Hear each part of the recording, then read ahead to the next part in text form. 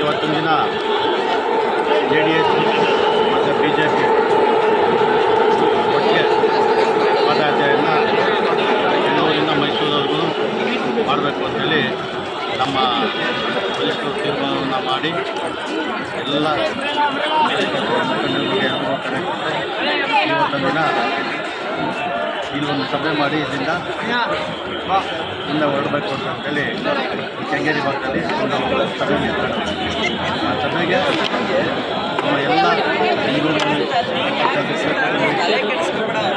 ಎಲ್ಲ ನಮ್ಮ ಮುಖಂಡರು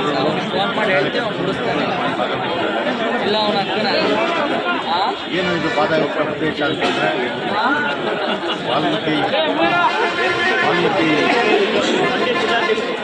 ಒಂದು ನಿಗಮದ